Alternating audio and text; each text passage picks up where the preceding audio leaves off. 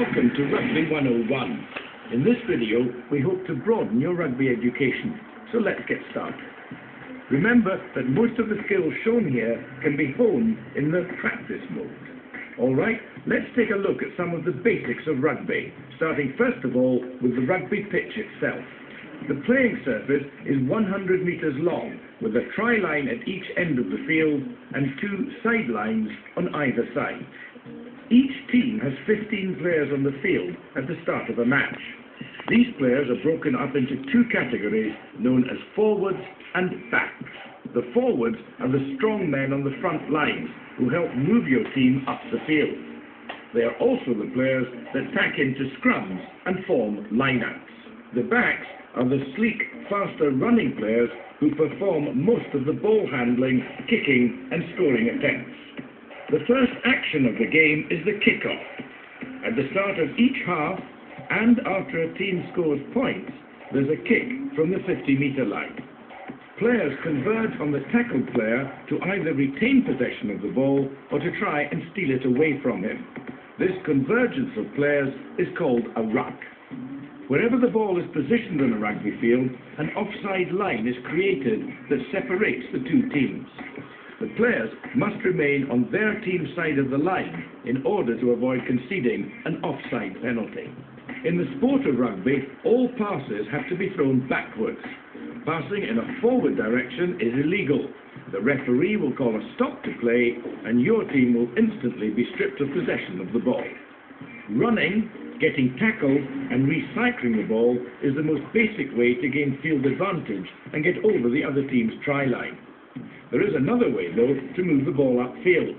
By kicking the ball, you can gain field position and help take the pressure off a team when they're deep in defence.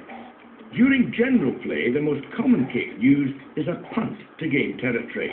A player would do this by punting the ball up the field and into touch to force a line-out contest. Another attacking type of kick you have at your disposal is the grubber, whereby you kick the ball past the defenders for your running players to chase onto.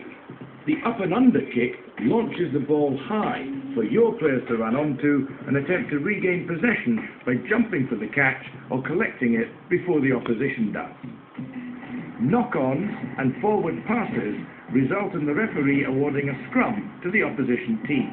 As well as being formed after knock-ons and forward passes, a scrum may be called for in other circumstances in general play, where the ball became unplayable or was made dead. A scrum is a test of strength between the 2 teams. When the referee gives the signal to engage, the 2 packs come together by locking heads. Ultimately, the team who feeds the scrum has a greater chance of gaining possession of the ball.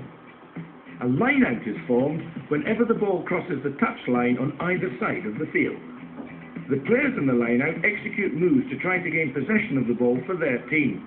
This may include lifting teammates high into the air so they can make an attempt at catching the ball. When the referee calls a penalty, the team awarded the penalty has 4 options to choose from as to how they wish to play the ball. A try is awarded when a player grounds the ball on or over the opposition's goal line.